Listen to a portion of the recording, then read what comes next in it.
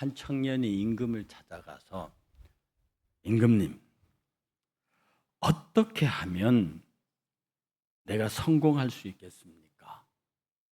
임금님 차원의 성공의 방법을 알려주세요. 그렇게 얘기를 하니까 임금이 바로 화를 내더니 이런 괘씸한 녀석이 있나. 그리고 잔에다가 포도주를 잔뜩 부어주면서 내가 너에게 벌을 내려야겠는데 이 포도주잔, 가득 찬 포도주잔을 들고 이 성내 한 바퀴를 돌고 오너라. 만약에 한 방울이라도 떨어뜨리면 돌아오는 즉시 네 목을 칠 것이다. 그리고 병사를 붙여서 성내로 보냅니다. 이 철철 넘치는 술잔을 든 포도주잔을 든 청년이요, 그 병사가 인도하는 길을 따라서 바들바들 떨면서 그 잔을 한 방울도 흘리지 않고 왕에게 돌아왔습니다. 그래서 왕이 묻습니다. 한 방울도 안 흘렸느냐? 예, 안 흘렸습니다. 그럼 네가 성에서 본 건 뭐냐? 성에서 뭘 봤느냐? 왕이요, 아무것도 못 봤습니다. 왜? 그냥 여기 포도주가 한 방울 떨어질까 여기에 온 정성을 다 싣고 가다 보니까 주변에 가는 길에 뭐가 있는지 하나도 모르겠습니다. 난 못 봤습니다. 그때 왕이 껄껄 웃으면서 청년아, 이게 내 대답이다. 너는 지금 내 말을 듣고 포도주 한 방울을 흘리면 네가 죽는다는 각오를 가지고 앞에서 길을 인도하는 병사를 따라서 오직 그 술잔만 들고 술잔만 쳐다보면서 갔기 때문에 주변에 아무것도 볼 수 없었던 것이다. 인생도 그렇게 살면 성공한다. 저는 참 지혜로운 왕이라고, 아주 지혜로운 교훈이고 방법입니다. 이 문화의 비유는요, 많은 분들이 이 문화의 비유와 달란트의 비유를 같다고 혼돈하는 분들이 있습니다. 근데 이것은 전혀 내용은 비슷하고 표현하는 어구도 비슷하지만 전혀 같은 비유가 아닙니다. 이 그 문화의 비유는요, 특히 앞에 있던 달란트 비유는 예수님께서 예루살렘 입성하신 다음에 십자가를 지기 직전에 하신 비유입니다. 그러니까 그 비유가 굉장히 절박한 거예요. 그런데 문화의 비유는 예수께서 예루살렘성 입성하기 전에 많은 사람들이 예수님이 예루살렘성에 입성만 하면 헤롯을 내쫓고 우리의 메시아 왕국이 건설되는 거다, 이런 기대에 가득 차 있을 때 하신 비유가 문화의 비유입니다. 그리고 금액 자체가 달라요. 지금 여기 나오는 한 달란트는 6천 데나리온인데요. 6천 데나리온이면 그 가치가 얼마 정도 되느냐 하면 한 데나리온이 지금 막노동자 하루 품삯입니다. 그러니까 1데나리온이면 6천 데나리온. 노동자 20년분에 해당하는, 노동자의 급여의 20년 급여에 해당하는 금액입니다. 지금 노동자 1일을 만약에 20만 원으로 치면요, 그 돈이 어마어마하거든요. 근데 상대적으로 이 문화는요, 그렇게 많지 않습니다. 문화는 100드라크마, 1문화는 100드라크마, 즉 노동자의 약 한 100일 품삯에 해당합니다. 그러니까 달란트에 비유해서는 굉장히 적은 금액이에요. 그러니까 이것이 비유의 배경도 다르고 비유를 하신 장소도 다르고 또 비유를 주는 금액도 달라요. 그래서 이것은 여러 가지로 시사하는 바가 많습니다. 해서 처음에 이 달란트 비유를 할 때 제가 지지난주에 설교드린 말씀 뭐냐면, 시간과 공간이 완전히 다르다. 하나님께서 창조하실 때 시간과 공간을 창조하셨습니다. 태초에 시간에 천지라고 하는 공간을 창조했습니다. 그런데 이 천지 창조하신 이 공간 안에 카오스, 혼돈한 속에 질서를 집어넣고, 그 질서는 그 법칙입니다. 그 법칙에다가 자연 만물을 집어넣으셨다고요. 이렇게 만드는 이 일반적인 자연의 법칙 속에 살고 있는 우리들, 이런 사람들은 이 하나님이 만드신 자연 법칙 안에서만 머물고 있는 사람들은 절대로 우리가 말하는 기적을 경험할 수 없습니다. 여러분, 한 5달란트로 10데나리온 10달란트를 남기는 건 어마어마한 사업의 성공입니다. 저는 이걸 기적으로 말합니다.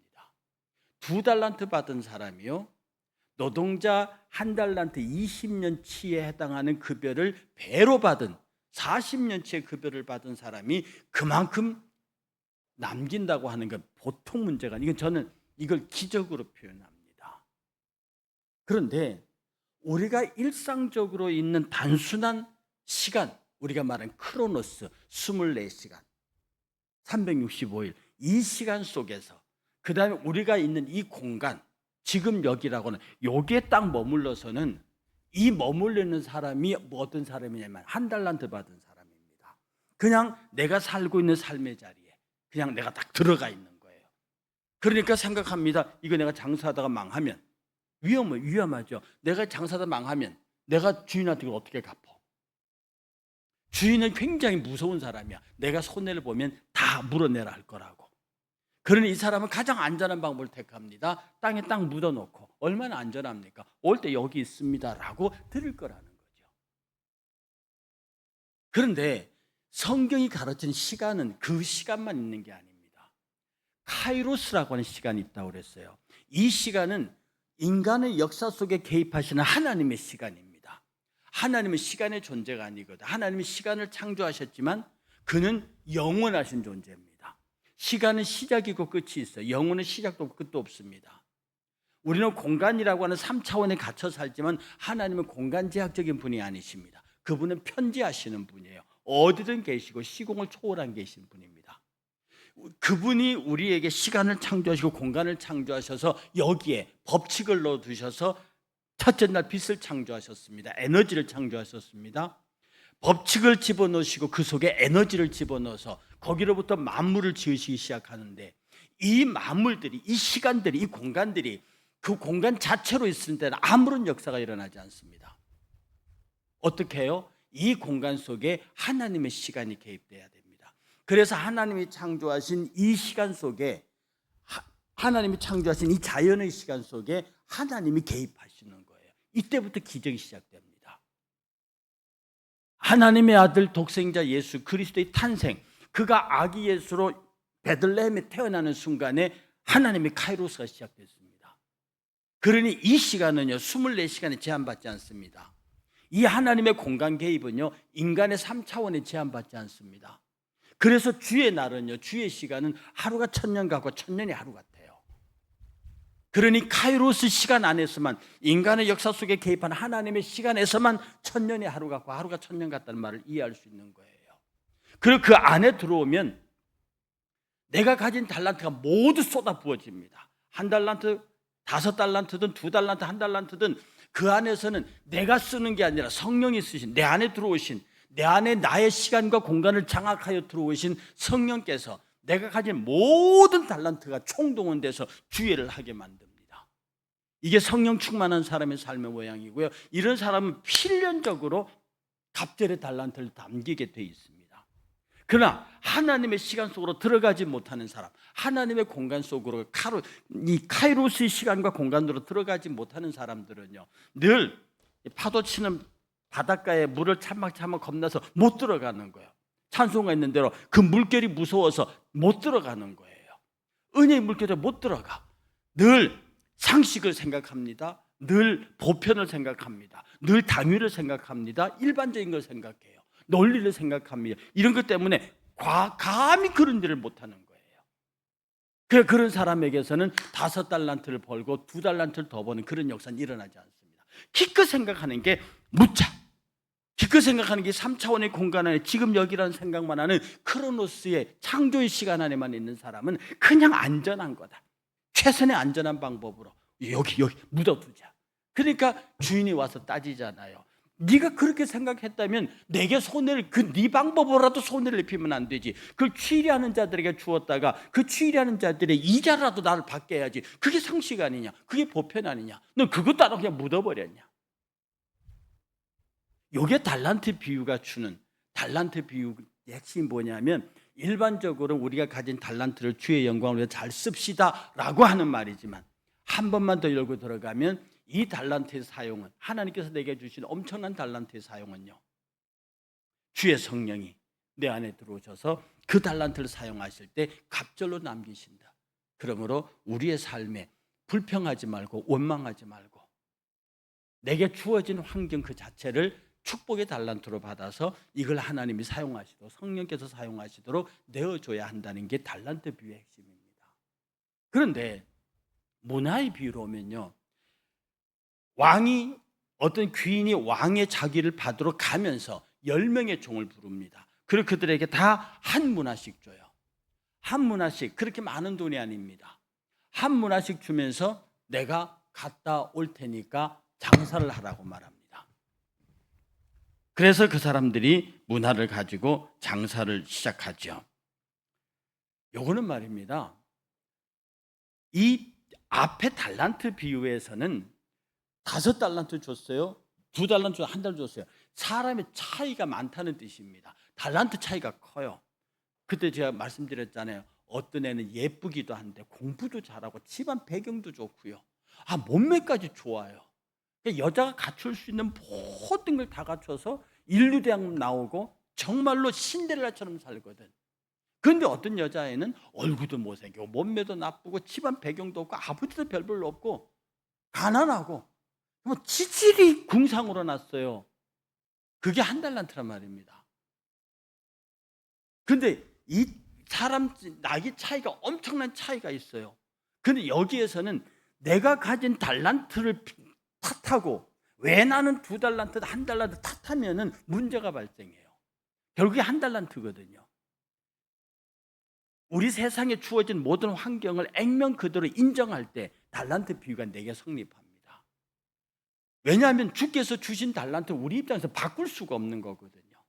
무슨 재주로 바꾸겠어요? 내가 키가 1m 170이에요. 내가 무슨 재주로 지금 180을 만들겠냐고요. 내 IQ를 지금 무슨 재주로 160을 만들어요? 여러분 살고 있는 환경을 무슨 재주로 바꾸냐고요. 지금 있는 이 환경, 이 조건에서 그대로, 액면 그대로 이걸 사실로 받고 내가 가진 모든 것들을 안고 주의 시간과 주의 공간으로 들어가 버리면 주의 방법이 나오는 거거든요. 이게 달란트 비유의 핵심입니다. 근데 문화의 비유도 거의 비슷한 맥락을 갖고 있어요. 한 문화씩 다 받았습니다. 이건 공평한 은사예요. 달란트는, 재능은요, 은사는요, 다양하게 어떤 사람이 많게 어떤 사람이 적게입니다. 그러나 이 문화는 똑같이 줬어요. 똑같이 공평하게. 그래서 똑같은 조건에서 똑같은 종들이 똑같은 조건으로 받았고요. 문제는 얼마나 이 사람이 똑같이 받은 문화를 가지고 자기가 주어진 일에 충성했느냐의 문제입니다. 그러니 저와 여러분들에게는요, 구원도 똑같이 주어졌고요, 하나님께서는 공평하신 하나님입니다. 달란트에서는 차이를 주실지 몰라도요, 하나님이 보편적으로 베푸신 은혜에는 차별이 없습니다. 자꾸 우리 신앙생활에서 제일 무서운 게 차별이에요. 내가 너보다 신앙이 좋다, 내가 너보다 낫다, 그 다음에 내가 더 은혜를 많이 받았다, 그럴 수 있다. 자꾸 이런 것으로 서로 가르고 나누고 이런 것들이요. 이렇게 하면 이 한 문화를 가르치는 10명의 종에게 한 문화씩 준 주님의 의도를 이해하지 못하는 겁니다. 하나님이 우리 인류에게 베푸신 사랑은 달란트가 많든 좋든 그런 것 상관없이 모두에게 공평하게 같은 조건으로 당신의 은혜가 주어집니다.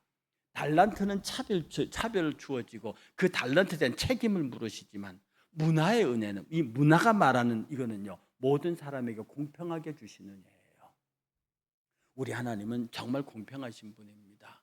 여러분, 공평하신 하나님이라는 그 찬송가 아시죠? 공평하신 남이 가진 것 없어요. 나는 들을 수 없고 볼 수 없지만, 남이 할 수 있는 건 못하지만 그분은 공평하신 하나님. 이 공평하신 하나님의 신앙 고백이 되는 사람은요, 문화의 비유에 따르면 그는 반드시 성공하는 사람입니다. 이들이 나가서요, 열심히 일하거든요. 그래서 왕이 돌아옵니다. 이 하나님의 나라 시간표는요, 지금 예루살렘성 입성하려고 하잖아요. 모두가 다 입성만 하십시오, 호시아나 다윗의 자손이요, 이걸 준비하고 있습니다. 입성만 하면 끝난다고 말할 때 그것은 너희들의 시간이고 너희들의 생각이고 지금 내가 너희들에게 하고 싶은 말은 똑같은 내가 예루살렘 성문을 열고 들어가서 십자가에 못 박게 하는 이 큰 사건을 앞두고 내가 너희들에게 부탁하는 것은 내가 너희들에게 공평하게 베푼 은혜에 대해서 대답을 해야 한다는 겁니다. 제가요, 이 말씀을 가만히 생각하면서 우리의 눈이 얼마나 비판적인데 능한지를, 그래서 일반적인 사회에서는요, 비판 잘하는 사람을 똑똑한 사람이라 그럽니다. 신문에 글 쓰는 사람들이 그래요. 정치의 평론가들이 그래요. 경제 평론가들이 그럽니다. 남이 하고 있는 일을 요거 꺼집어내고 저거 끄집어내서 문제 삼고 논리적으로 부수고 깨고 하는 일, 그런 일들을 정치가들이 하고 사회 지도층들이라고 합니다. 그리고 그걸 잘하는 사람들을 일명 논객이라고 그러고 똑똑한 사람이라고. 그런데 말입니다, 주님은 비판하지 말라는 메시지를 굉장히 강해요. 이 비판하는 사람은 모든 이 비판이나 판단의 권리가 주님에게만 있다고 그랬어요. 판단할 수 있는 권한은 주님에게 있단 말입니다. 그런데 이 판단을 통해서 비판을 해요. 이거는 모든 사람들을 판단하고 비판은 내게는 다른 사람보다 나는 특출하다라고 하는 자기 인정이 있을 때 이런 일들이 가능합니다. 그런데 이런 사람 특징은 자기가 보려고 하는 것만 봐요. 그리고 그것이만 눈에 잘 들어옵니다. 저기 루이스라는 사람이 유명한 저술가인데요, 그 사람이 책을 하나 쓰고 동화를 만들었습니다. 그 사람이 예수의 성경을 읽다 비판하지 말라는 말씀을 보고요, 이걸 어떻게 설명할 수 있을까라고 생각하다 하나의 동화를 썼는데, 이 루이스하고 얘기를 하는 고양이 한 마리를 설정했습니다. 동화입니다. 그래서 어느 날 갑자기 루이스가 없어졌어요. 루이스 앞에 고양이가 없어졌습니다. 그러니까 궁금했습니다. 고양이가 어디 갔지? 근데 한참 뒤에 고양이가 나타났습니다. 그 고양이하고 얘기합니다. 너 어디 갔다 왔어? 저 런던 갔다 왔는데. 런던 어디? 아, 저기 여왕님이 계시는데요.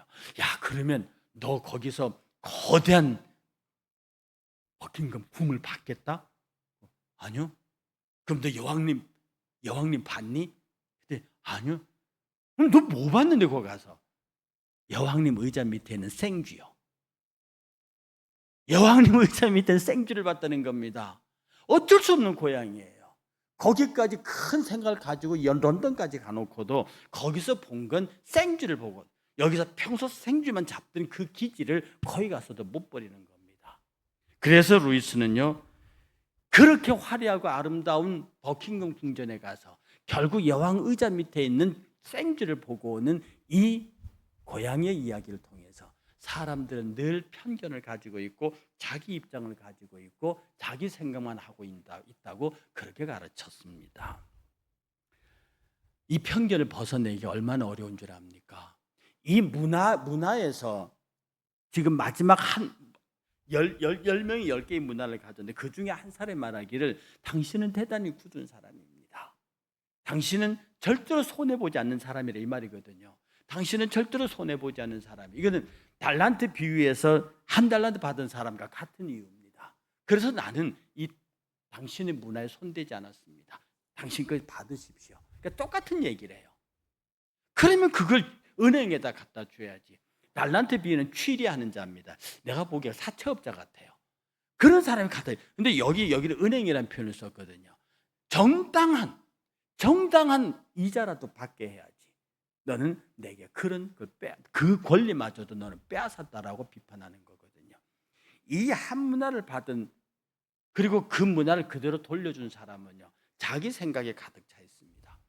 이건 한 달란트 받은 사람과 똑같은 겁니다. 여러분, 은혜의 진보가 없는 사람, 믿음의 진보가 없는 사람은 자기가 설정한 왁구, 그 틀을 절대로 벗어나지 못하는 거예요.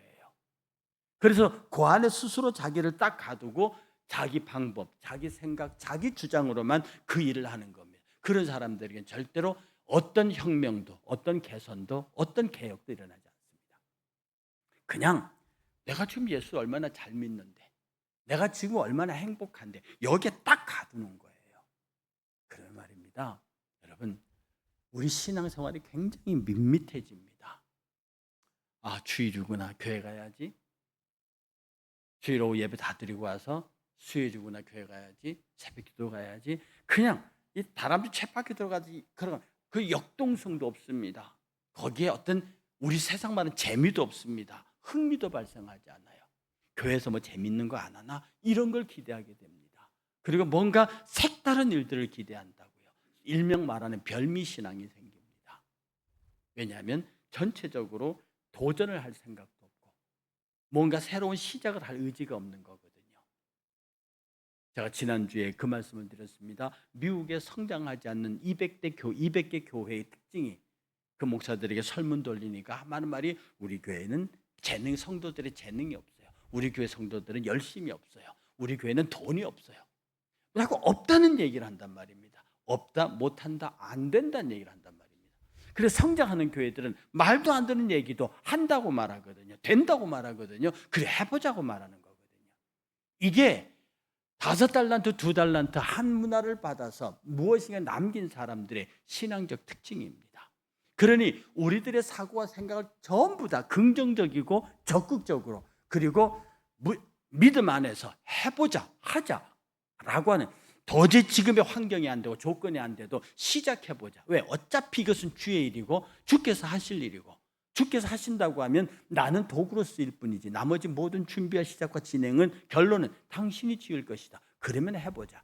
주께서 함께 하시니. 그러니요 우리가 모든 생각을 할 때 생각의 방향을 바꾸면 됩니다.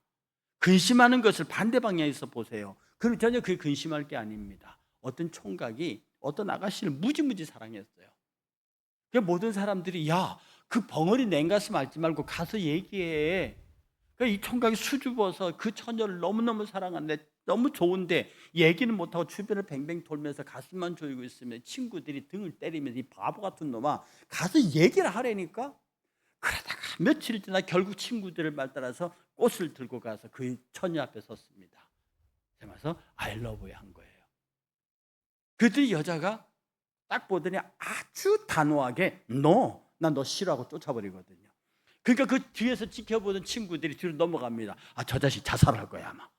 저 자식이 아마 어디서 뛰어내리든지 강에 빠지든지 뭔 일이 낼 거라고. 그렇게 막 친구들이 긴장하고 있는데 거절당한 그 남자애가 오는데 너 괜찮냐 그랬더니 괜찮아. 너 그렇게 좋아했잖아. 좋아했어. 근데 네가 거절당한데 괜찮다고? 그랬더니 괜찮아. 왜 그런데? 청년이 이렇게 말합니다. 야, 물에 뛰어들어야 할 사람은 빌딩에서 뛰어내려야 하는 저 여자애야. 왜? 누가 손해봤니? 그 여자애는 일평생 자기만을 위해서 살아주겠다는 남자의 지극한 사랑을 거절했어. 나는 나를 좋아하지 않는 사람을 떼어낸 날이야. 누가 더 행복한 날이야. 나는 이제 저 여자의 올무로부터 벗어난 날이지만 저 여자는 나를 잃어버린 날이야. 자기를 가장 행복하게 해줄 수 있는 남자를 잃어버린 날이라고. 이것이 진실로 그녀에게 알려지면 누가 한강다리로 뛰어들어야 되겠느냐? 나는 아니야. 그러면서 다시 그 여인을 사모하던 이전의 일상으로 돌아가서 누구보다 자신감 있게 사는 거죠. 여러분 방향을 바꿔보면 됩니다. 그 여자 나를 거절했어. 뭐 세상에 저런 게 다 있냐? 나 같은 남자가 어디 있다고? 그러고 울고 술 퍼먹고 앉아가지고 정 안 되면 그냥 한강다리에서 다이빙하면 됩니까? 그러면 그 코스로 가는 거죠. 그런데 우리의 인생은 꼭 그런 게 아닙니다. 방향만 바꿔. 누가 되게 밉잖아. 그 딱 방향만 바꿔보면 된다고요. 제가 그 말씀 안 드렸습니까? 내가 기도하면 이 산들을 옮겨서 바다에 심기라면 심겨진다고. 이 산들은 이게 뽑혀서 심기라면 심겨진다고. 제가 그걸 어떻게 설명했습니까? 내가 방향을 바꾸면 돼요. 태산이 앞에 있습니다. 내가 돌아서면 태산이 뒤에 있다니까. 내가 돌아서면 태산이 뒤에 있어요. 제가 반복해 말씀드리는데 우리의 기도의 응답은 상황이 바뀌는 게 아닙니다. 내가 막 기도하면 내가 그 미워했던 사람이 갑자기 나한테 와서 미안해 이러기는 게 아니라고요.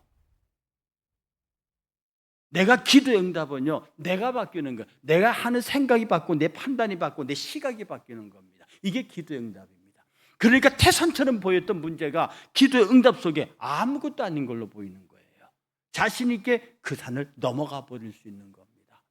여러분, 우리 기도의 제목이 앞에 문제들은요, 우리가 넘어서서 극복해야 할 대상이지 싸워야 할 대상이 아닙니다. 여러분 인생에서 싸워야 할 대상이 얼마나 있는데요. 여러분 마음속에 싸워야 하는 사람이 몇 명이 있는데요. 별로 없습니다. 시간 지나고 가면 그냥 그렇게 지나갈 사람들이에요. 원수처럼 목숨 걸고 싸울 사람 없다. 근데 입장 반대 방향으로 90도만 돌아서도요, 그가 이해됩니다. 한 번만 더 생각하면 그렇게 말하는 사람이 이해가 된다고요. 그 당시 내가 화가 잔뜩 났지만, 속이 상했지만 한 번만 돌아서면 그 입장에서는 충분히 그럴 수 있다 라고 하는 생각이 정상적이고 상식적이면 그게 나오는 겁니다. 이 문화의 비유의 특징은요, 모든 사람이 가졌느냐, 달란트 비유는 차이나게 가졌어요. 근데 문화는 모두 똑같이 가졌어요. 그런데 어떤 사람은 한 문화를 가지고 열 문화를 남겼어요. 어떤 사람은 한 문화를 가지고 5문화를 남겼다고요. 어떤 사람은 그냥 묻어버렸어요. 열 문화를 남긴 사람에게는 10골의 군세를 줍니다. 이제 왕으로 왔으니까. 5문화를 남긴 사람에게는 5골의 권세를 줘요. 하나님은 달란트 비유에서는 5달란트 남긴 사람과 2달란트 남긴 사람에게 똑같이 착하고 충성된 종아, 오늘 내 잔치에 참여하라고 말합니다. 그러나 이 문화 비유에서는요, 10개를 남겼으면 10개 고를 주고, 5개를 남겼으면 5개 고를 주고, 7개를 남겼으면 7개 고를 주고, 하나도 땅에 묻었던 사람들은 끌어내서 바깥에 내쫓는데 여기 하나가 더 붙었습니다. 내가 왕위 받으러 갈 적에 왕위를 반대한다고 몰래 왕에게 사신을 보낸 그들을 다 끌어내서 내 앞에서 죽여라, 이렇게 말합니다. 이게 뭡니까? 같이 취급하시는 겁니다. 이 왕이 왕위를 받지 못하도록 방해하는 것은 예수 그리스도의 메시아 사역을 방해하는 세력이거든요. 그걸로 비유되어 있거든요. 그들과 함께 땅에 묻은 한 문화를 묻어버린 사람과 같이 처벌합니다. 그 처벌의 형이 같이 내려져요. 이 말은 뭡니까? 내가 하나님의 은혜를 입고 은혜를 받고 그 은혜를 묻으면, 여러분 누구에게 사랑받고 사랑을 묻으면 그걸 배신자라 합니다. 내가 누구의 큰 은혜를 받았어요. 큰 사랑을 받았어요. 근데 그걸 그냥 묻어버려. 그 은혜를 준 사람은 그래 묻어라, 이렇게 선하게 넘어갈 수 있는 사람도 있습니다. 그러나요, 우리 하나님은 당신이 준 은혜를 은혜답게 사용하지 아니하고 은혜롭지 아니하면 반드시 그 은혜에 대해서 보응하시는 분입니다. 여러분, 은혜는 좋은 겁니다. 은혜는 귀한 겁니다. 은혜는 꼭 받아야 합니다. 그런데 이 은혜를 받아서 묻어버리면, 훗날에 하나님이 당신의 대적들을 칠 때 같이 칩니다. 그 엄청난 사건. 그래서 우리가 하나님 앞에 받은 은혜를 세워보아라. 하나님 앞에, 하나님, 내가 똑같이 모든 성도들에게 구원의 은혜를 받고, 그 다음에 내 삶의 은혜를 받고, 네 달란트의 은사로 사용할 수 있는 은혜를 받고, 이 은혜가 내게 충만합니다. 그리고 이 은혜가 늘 내 안에서 발현될 수 있도록 은혜를 사용해야 합니다. 여러분, 은혜는 잘하는 거예요. 은혜는 잘하는 겁니다. 은혜는 생명체예요. 은혜는 말입니다, 내 안에 주의 성령과 함께 와서요, 이건 내 안에서 계속 자랍니다. 은혜는 이렇게 자랍니다. 찬양을 통해서 자라요. 기도를 통해서 자라요. 말씀을 통해서 자라요. 여러분, 은혜는 생명력입니다. 역동적인 겁니다. 은혜는 조용히 있을 수가 없어요. 은혜는 그런 게 아닙니다. 그래서 은혜 있는 사람, 찬송의 은혜가 있는 거예요. 기도의 은혜가 있는 거예요. 말씀의 은혜가 있는 거예요. 그런데 그것은 찬송 자체, 말씀 자체, 기도 자체의 은혜가 있는 게 아니에요. 찬송하는 내가 은혜가 있는 거예요. 내 안에 은혜가 있기 때문에 찬양이 들어오면 그 찬양이 은혜로운 거예요. 노래를 잘 부르는 사람으로부터 그 사람 노래 부르니까 참 은혜롭다, 그렇게 말하지 마세요. 아무리 씨를 뿌려도 내 밭이 옥토가 아니면 싹이 안 난다니까. 여러분, 어떤 사람의 찬양을 들을 때 여러분의 마음속에 감동이 있습니다. 여러분 안에 은혜가 있는 거예요. 여러분의 안에 있는 은혜가 그 찬양으로 말미암아 그 찬양을 생수 삼아서 역동적으로 움직이는 거예요. 기도할 때 힘이 납니다. 같이 기도할 때 힘이 납니다. 그 기도가 나를 용기를 북돋아 줍니다. 내 안에 은혜가 자라는 거예요.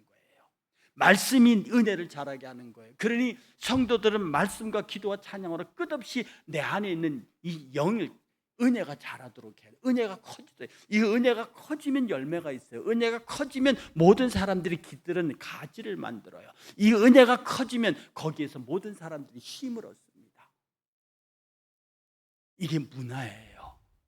하나님께서 우리에게 한 문화를 주셨습니다. 은혜 주셨습니다. 이 문화는 은혜입니다. 이 한 문화, 처음에는 그냥 100데나리온에 불과한 노동자 100일치의 급여에 불과한 것처럼 작은 은혜로 보입니다. 그런데 이 은혜가 우리 안에 들어와 있으면 작은 겨자씨 같지만 그게 내 안에서 발아하면 공중의 새들이 깃다니 큰 나무로 자랍니다. 은혜의 나무가 자라야 합니다. 여러분의 마음속에는 은혜의 나무가 자라야 합니다. 이 은혜의 나무를 자라가기 위해서는 기도하고 찬송하고 말씀을 그리고 끝없이 사랑하고 축복하고 격려하는 물을 주는 걸 통해서 이 은혜의 나무는 자라가는 겁니다. 그렇게 하면 이 문화의 은혜는요, 심겨놓고 계속 물 주고 기도하고 찬송 말씀을 이게 자라서 저절로 열매를 맺는 거예요. 저절로 소득을 내는 거예요. 여러분, 우리 신앙의 달란트 비유에서 그렇고 문화의 비유에서 그렇고요, 내가 노력하고 수고하고 애써서 내가 달란트 비유에서 갑절을 남기고 문화의 비유에서 10문화 5문화를 남기는 게 아니에요. 이 내용, 이 표면상으로는 각자 일한 것으로 되어 있지만 달란트 비유 속에서 시간을 말했어요. 내 크로노스라고는 내 시간에서 카이로스, 하나님의 시간으로 넘어가 버리는 거예요.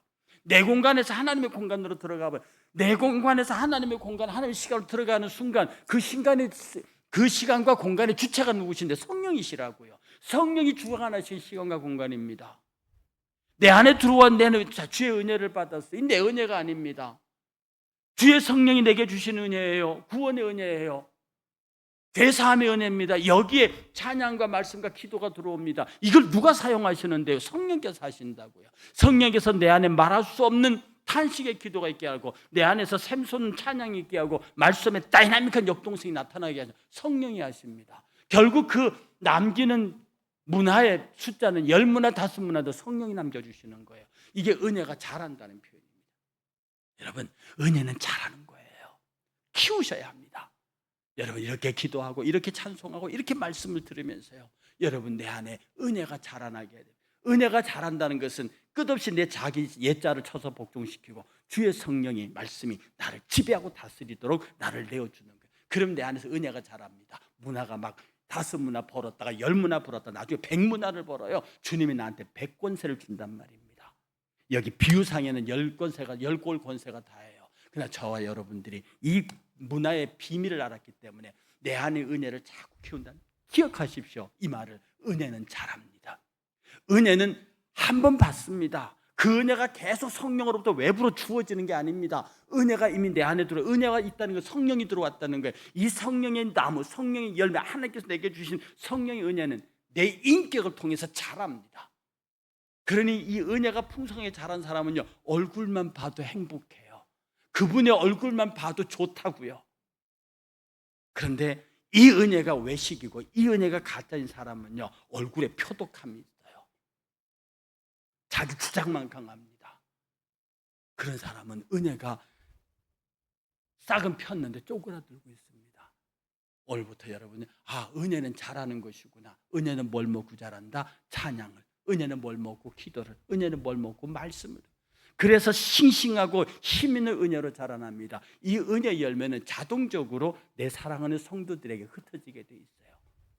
이 은혜는 내가 굳이 나누려고 하지 않아도 그 사람만 봐도 좋은데요.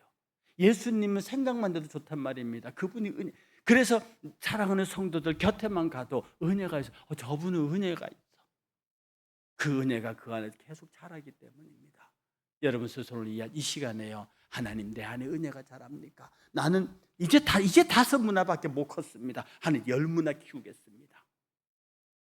20문화 키우겠습니다.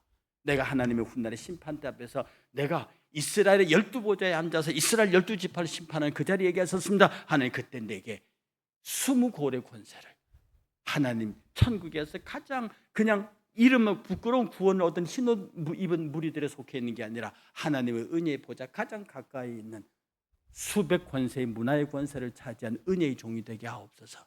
얼마나 멋집니까? 이게 문화의 비유가 가르치는 겁니다. 여러분들, 은혜는 자라는 겁니다.